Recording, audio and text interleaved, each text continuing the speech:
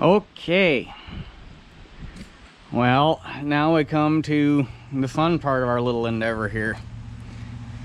So this feeder house, the new style feeder house with the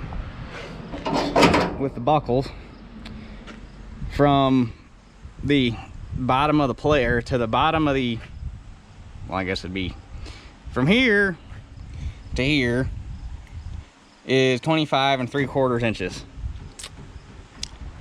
This one from here to here is 28 inches. So I don't know if you can see the little line I got drawn there, but I got to chop the bottom of this feeder house off to shorten it to match that, so that I can get the buckles on this one so I could run the new style heads. And my initial hope was I was going to be able to leave the pins on so that I could run both old and new style heads interchangeably. But I've basically come to the conclusion that it's going to be a whole lot easier and make a whole lot more sense long term if I just buy all the shit to convert my rigid head over to the new style hookup, and then I could run my flex head, my rigid head. Well, I can't run the flex head on that combine because that combine does not have the provisions to run the old style real speed controller or the old style automatic header height. So I can't run the flex head on that combine, at least not the flex head I got. But I could run the rigid head or my corn head on that combine, and then I could run all three heads on this combine if I wanted. So that's kind of where I'm at. We'll just lose these guys all together. I'll buy the shit, do the conversion on my rigid head, and then all three heads will be the same hookup, and then no muss, no fuss, we're done. And then I got a new bearing block coming for the one that broke there. I was gonna go get one off my uncle's 545, but I was gonna get the one that's on this side of the cylinder so that you don't got to take nothing off. It's just right there out in the open. And the one on that 545 has already been broke, and there's a piece of strap steel over top of it bolted down, pinching the bearing in the bottom. It was a clusterfuck. So rather than the next easiest one was going to be the one on this side of the cylinder that only has the sprocket hub. But before I went through the trouble of fighting to get one of them bearings off just to get a housing, I called Maybach and I could still get a new housing. So hopefully the number crossed to a new housing. Hopefully it's the right one. Should be here by the end of the week, I hope, and then we'll know. And then I also finished getting the chopper on. Obviously you saw we got the actual chopper itself in the other day, and then I got the idler tensioner assembly in, and the jack shaft is in. So all we got left, I got all the belts on. So all we got left is to put this back together so we can hook all the belts up and get everything tensioned, and wham bam thank you Sam, we're done. So all I got left is this and to service the engine. So, but with that being said, Dad and I were looking at this, and it's just going to be a whole lot easier to pop the feeder house off this thing and roll it over on its back so that you're doing all your welding and all your cutting and everything not fighting gravity. So I think that's about where we're at. I'm gonna run that back up and park it so it's out of the way. And all we got to do is pop this belt off so that I can get this belt off and pull the pins and blocks and unhook the cylinders and pull the feeder house. Oh man, I gotta pull this stuff off. But that's easy. And unhook get that clamp off for that hose. But it's gonna take 10 minutes to get this feeder house off in theory, as long as everything comes out decent. But it does not look like any of this has been apart. It doesn't well, surely they put cylinder bars in this, and surely if they put cylinder bars in it, they've had the feeder house off. But if they did the feeder house off, they didn't take much paint off of them pins. So, anyway, get the 8700 back up out of the way, and we'll get that feeder house off and go from there. Okay, so we got the feeder house off. Sorry, I did not get any video of pulling it off the combine, but the minute I started this project yesterday, after I quit taking video for that first few minutes, we had a never-ending line of people showing up to drop stuff off for Dad to work on, so I didn't have a chance to get any video. I just got it done. So we'll get video putting it back on though. But before we get to this, my new bearing housing showed up, and Agco do good. It's identical to the original one. I was not expecting that. I figured it was going to be some off-the-shelf thing that they found, but because I'm guessing just by the profile of this and the way everything's shaped, that's probably a custom bearing housing. They probably have to have those made, and it's identical, just minus the crack that I put in this one by accident. So it was a little salty. It was 140 bucks for that bearing housing, but in all honesty, you're probably, for a housing like that, probably not going to pay much less for a regular off-the-shelf one. So honestly, I don't think it was that bad. If I had bought the bearing, I obviously already had the bearing, but the bearing's 70 bucks, the housing was 140, so you're looking at like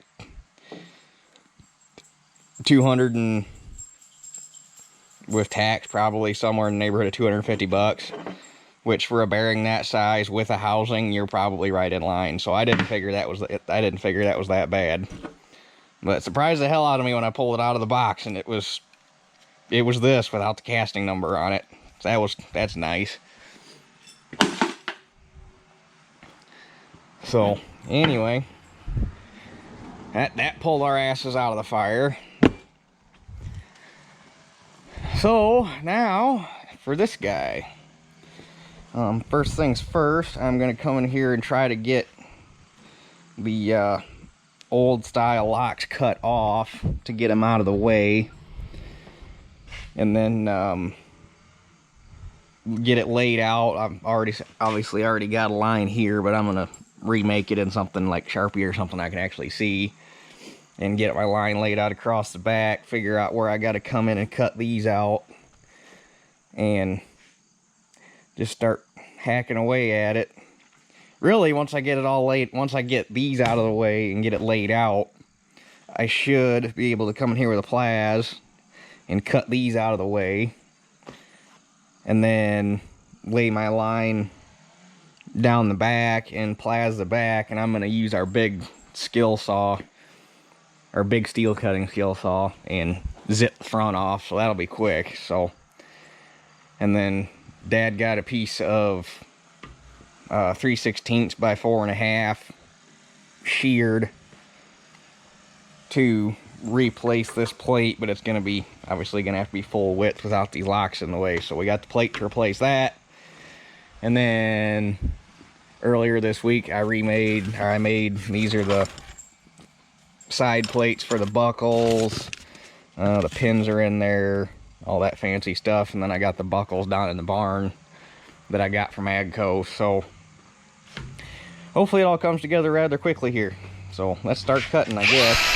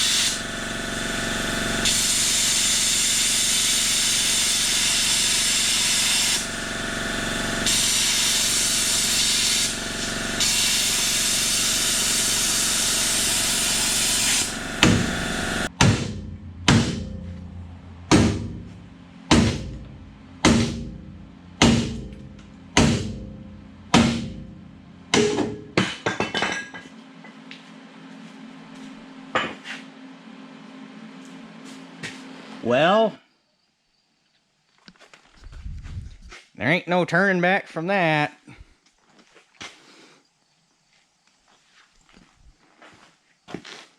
Those things were fun to get off. It took me, I wondered about it, but it took me a minute to actually get there. They had it welded inside, so I ended up having to whack this hunk off of this plate so I can get the torch in, or get the plaza in there to scarf that weld out. But the first one took me about 30 minutes. The second one took me about 10 minutes. Figuring out how it comes apart is always the hardest part. So, anyway, now, I guess get my lines laid out and go from there.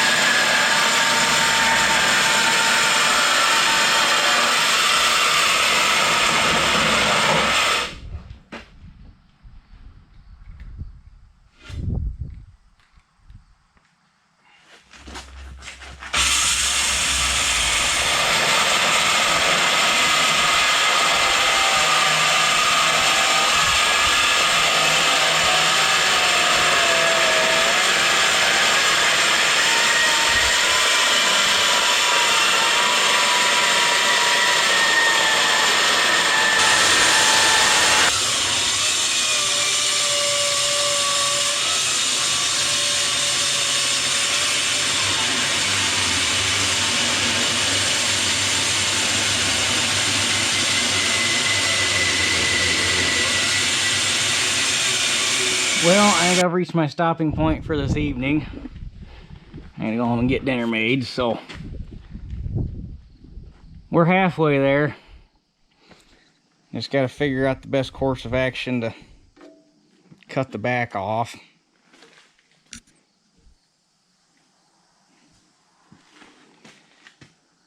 I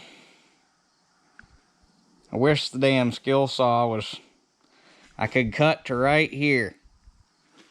Actually, it was fun breaking these gussets out. I had to, couldn't get in there with a sawzall to finish it off. The grinder wheel won't reach deep enough, so I had to take a crescent wrench on there and just work it back and forth for like 15 minutes to get that thing to snap out of there, but we got it. But yeah, I cuts back to like here. If I had another ½ inch, I could have reached through that whole thing, and then all I'd have had to do was cut these off. But such is life. So, anyway, I guess I'm gonna finish cleaning up here and we'll catch you guys tomorrow.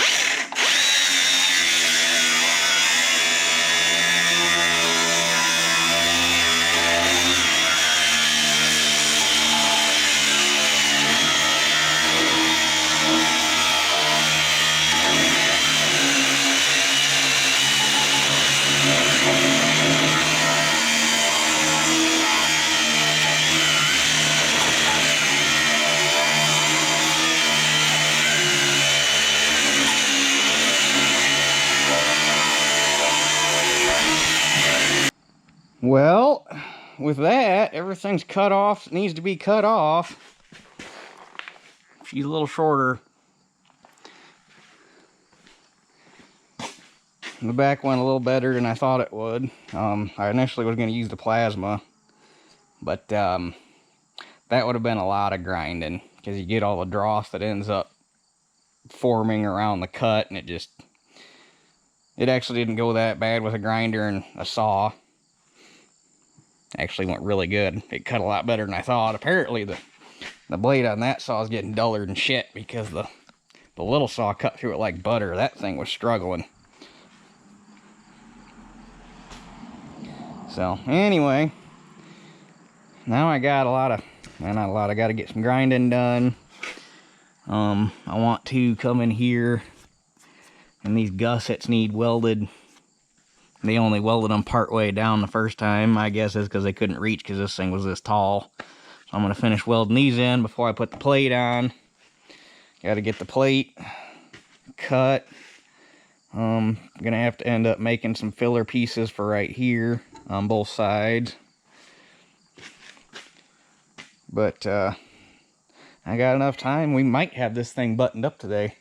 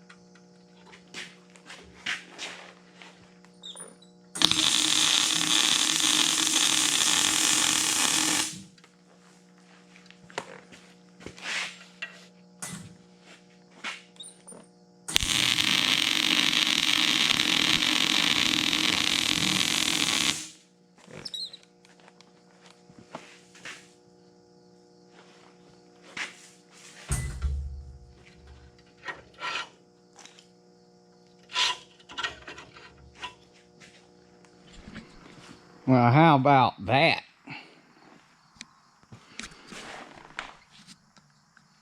Almost like that's the way it rolled out of the factory. I held this plate back off the face just a hair, because I tried to split the difference on the thickness of this front plate. But it was a little difficult, because apparently from fabrication and whatnot, that front of that whole feeder house has a slight, not much, but just a slight bow, like basically a 3/16, but it's basically the thickness of that plate they formed it out of, like a 3/16 bow all the way across. So it's not quite perfect, but if I didn't tell you, you'd never notice. So yeah, all I got left to do is I got to punch a hole here and here for the angle brackets that go in there, that the cams. This will go in here like this. And then there's an angle bracket that bolts right here that this thing, it's adjustable so you can adjust how hard this thing cams over, but that's what it bucks up against, is that bracket. So I need to put holes there for that. And then I think I'm gonna make the feet that go on the bottom of this thing too, so that you don't rip the buckles off. So other than that, do those two things, slap a coat of shiny on it real quick so it doesn't rust, and should be ready to go back on the combine. So we should be able to finish that up, and possibly, well, if I shoot paint on it, it'll be Sunday. But it'll be back on the combine probably Sunday morning.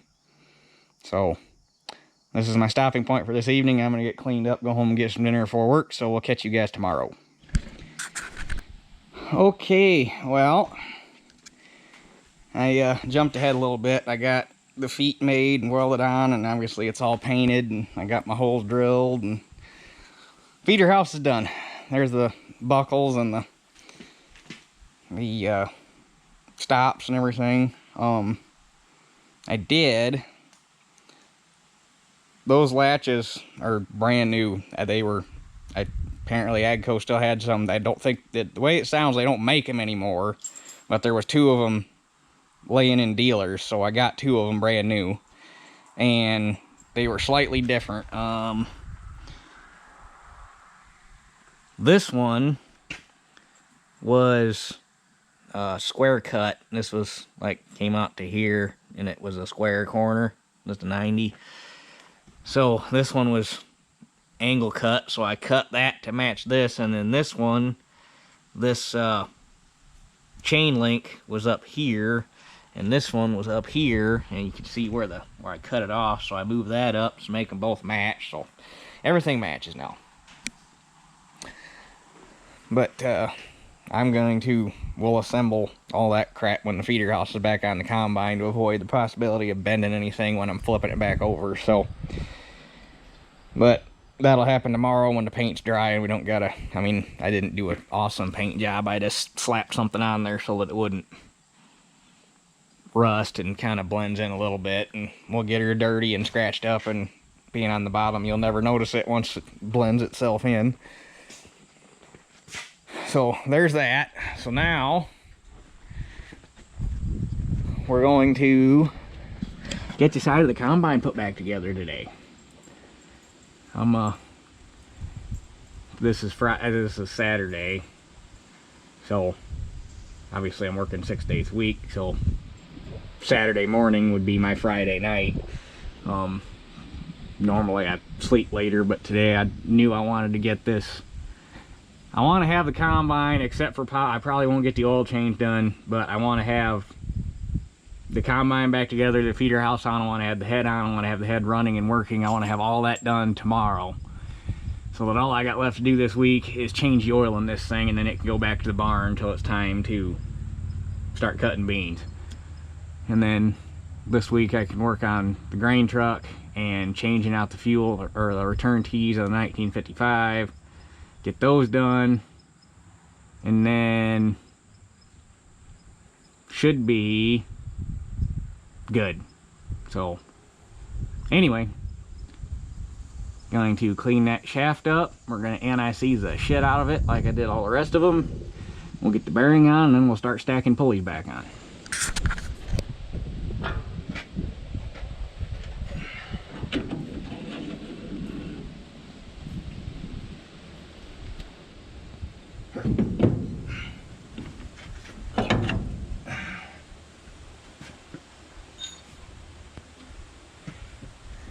It's easier when you ain't got a bunch of shit in the way. You just take a piece of pipe that fits over the shaft and drive the bearing on, but there's too much shit in the way, so we just got to give it a nice little love tap.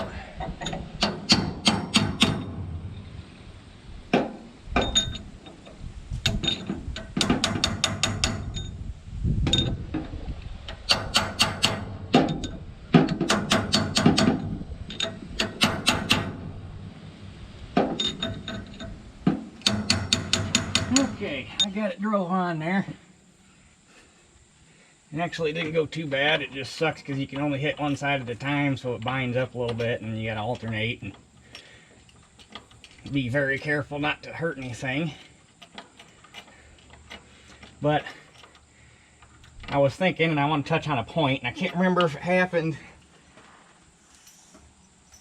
earlier when I was getting this thing ready to cut wheat on one of those videos, or if somebody said it last fall when we were doing these bearings on the 525. But somebody said those bearings go on a lot easier if you heat them up.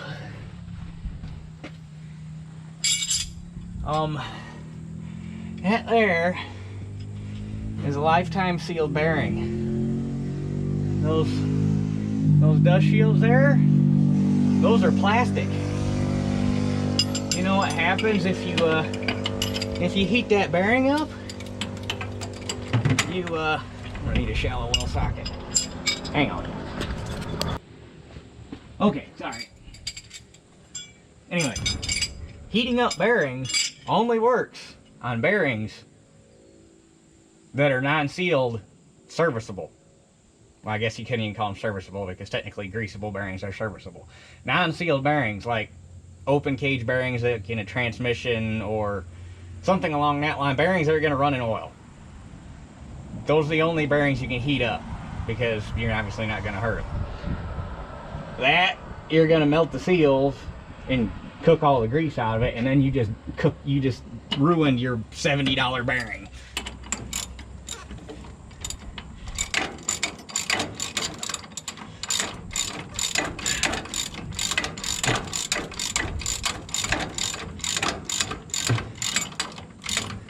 I mean, for the most part, the vast majority of you guys that watch these videos are fairly mechanically inclined, and the ones of you that aren't are here to learn. But every once in a while you get a comment like that, and it just makes you stop, and you're like, God, I hope you actually don't work on shit.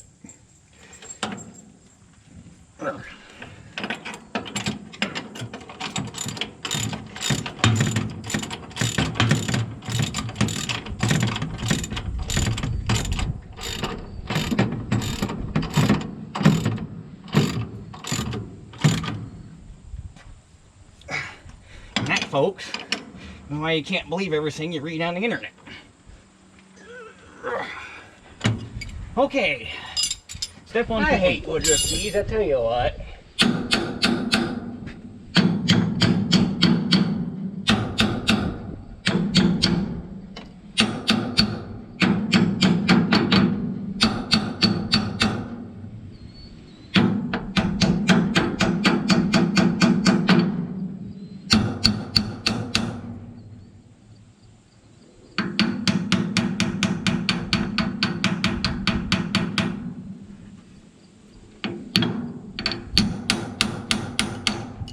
Not even driving on hard, it's just trying to drag the key with it. I don't know why, because I had the key where I could slide it through without any resistance. Like I say, I hate woodruff keys.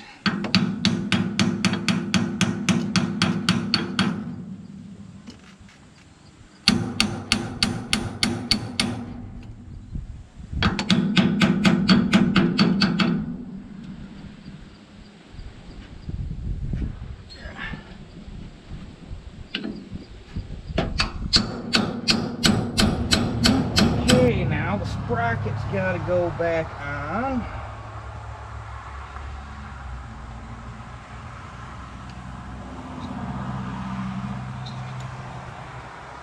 I don't know why that thing was dragging the key. I got it just past the key, fully inside the keyway, and then the damn thing just slid on in like 3 hits. I don't know. It was being special.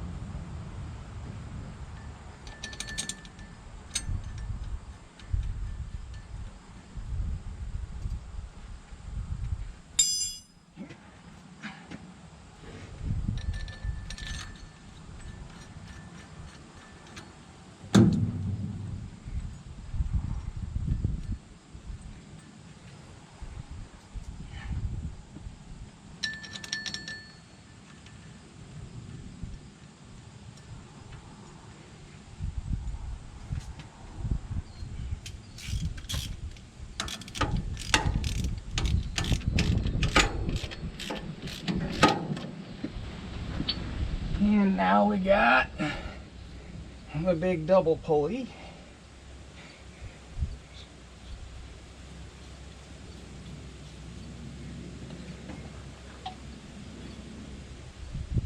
See if this damn key fights me as bad as the first one did.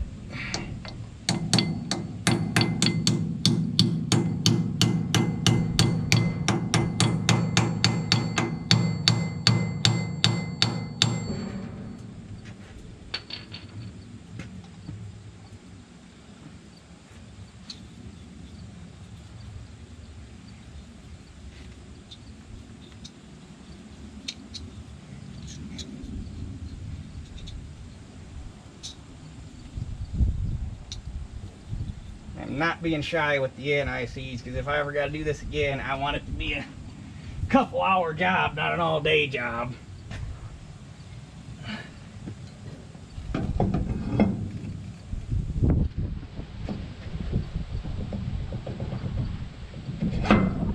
There we go. That's what I like to see right there. Okay, so that's on, snap ring's on, the corresponding belts are on because those are easier to put on before you get this last pulley on. So, where did I put the anti-sleeve? Seriously.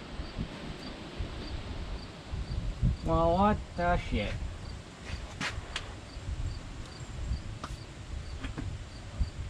Okay, well, I gotta go find my NIC bottle. You wanna know where the NIC's bottle was? Teeter took it. Teeter. Did you take the NICs? Huh? Did you take the NICs?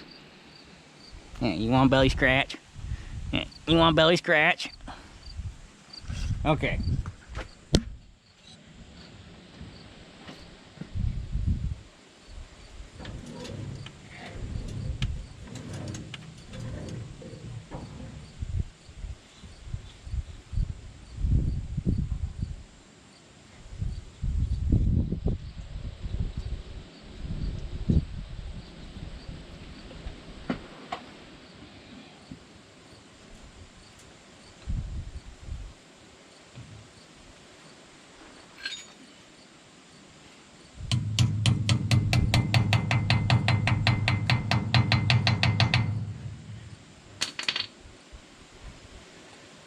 I don't want to hit them things too hard because I don't know if you can see, but they squirt NICs out when you seat them, and you will get a face full of it if you're not careful.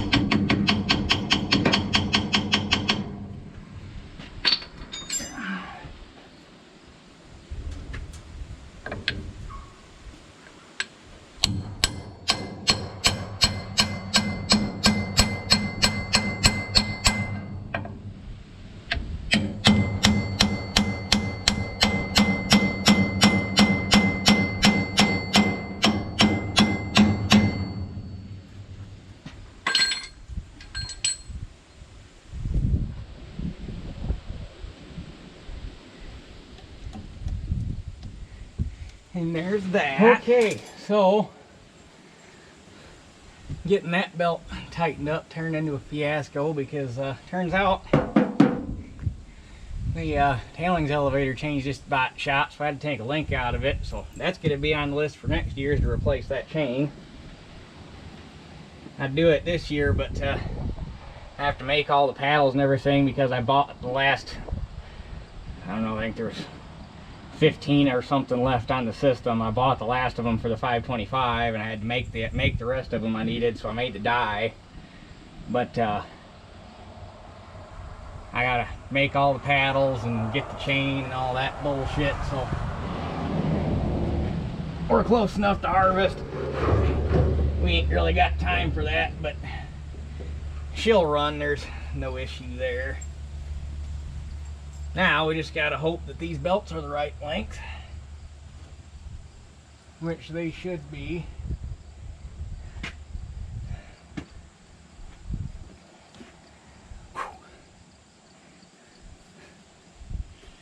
This part's always fun.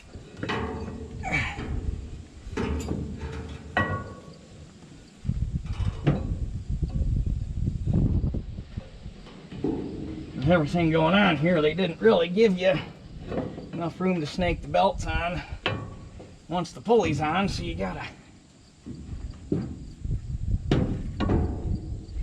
kind of get it all up there at once. Yeah. Well, that's interesting.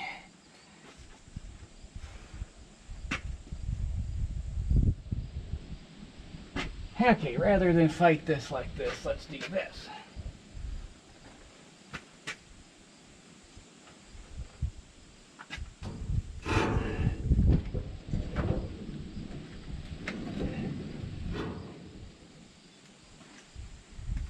Okay.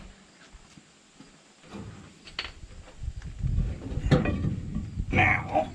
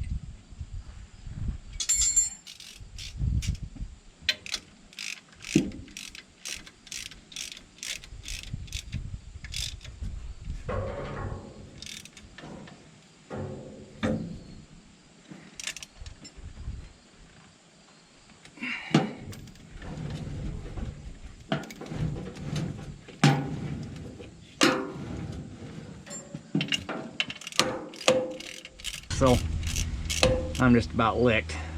But we got quite a bit done today between finishing up the feeder house and getting this all put back together, so I'm happy with the progress so far.